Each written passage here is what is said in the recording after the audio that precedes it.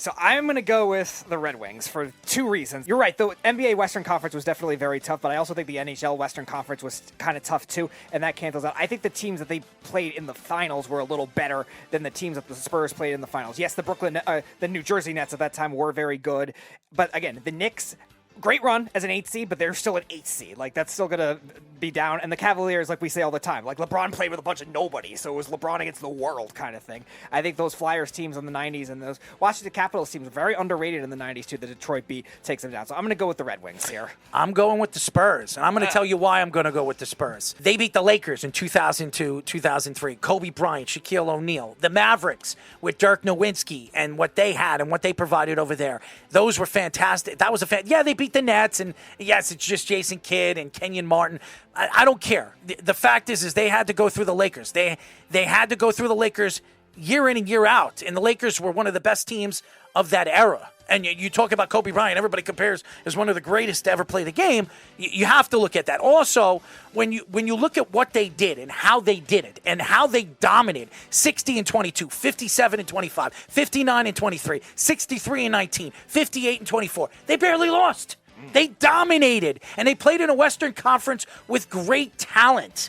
The Western Conference in the early 2000s was as good as any Western Conference we have seen over the last 30, 40 years. It was dominant. When you talk about the Lakers, the Mavericks, the Suns, there were so many good teams in the 2000 era. So I'm going to go with the Spurs. And by the way, as good as Steve Yzerman was, as good as Sergei Fedorov was, and Nicholas Lindstrom, three fantastic players. Stevie Yzerman, one of the greatest centers of that era. Oh, yeah. Tim Duncan is one of the top 5 players to ever play the game, top 10 players have ever played the game.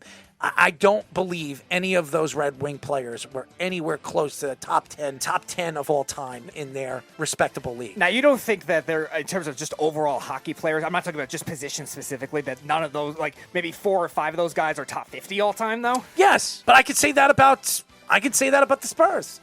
Manu Ginobili is the best 6 man to ever play the game. I absolutely believe it. And Tony Parker is one of the most underrated point guards to ever play the game. And he, at one point, was never respected as one of the top 3 point guard in the league when he should have been. He was everything. He was the heart and soul of those teams. Now, again, you say Manu Ginobili might be the best 6 man of all time, which Yes. is fair. Does that matter as much as a starting player that plays more, too? Because there's a lot of great NBA is starting different. players. It was honestly, when you look at the NBA and you look at the NHL, when the NHL in the 90s, there was a lot of great players. There was. But in the 2000 era and the transition of dominance from the Bulls, we didn't know if we were going to see a dominant force like the Bulls we saw in the 90s. Nobody thought that. And the Spurs really transitioned that. When Michael Jordan retired in 98, and he came back with the Bullets. Nevertheless, everybody thought it was done. There was not going to be any more dominance. Then Detroit won a couple, but it was really the Spurs that transitioned the game, really changed everything. Them and the Lakers. The Lakers won 3, okay? And then Kobe won a couple. Right, with 2 by Gasol, himself. Yeah. So,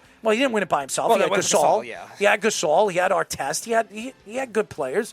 But the dominance of the Lakers and the Spurs really transitioned the game in the early 2000s. Now, you don't think as well that the Popovich have doing more for the players helped those kinds of players out more in terms of like their overall These talent players had to levels? develop, and the game changed. Remember, it became a more offensive game in the 2000s, the early 2000s. Oh, of course. With the rule changes, the three-point shot played a big difference in the league from what it was in the 90s. So, yeah, it was the transition of the game. When the Red Wings were dominant, and listen, the 90s were the best time for hockey. Like I said, I mean, the Rangers won in 94. If you're a Ranger fan, you love that. But Chicago was great.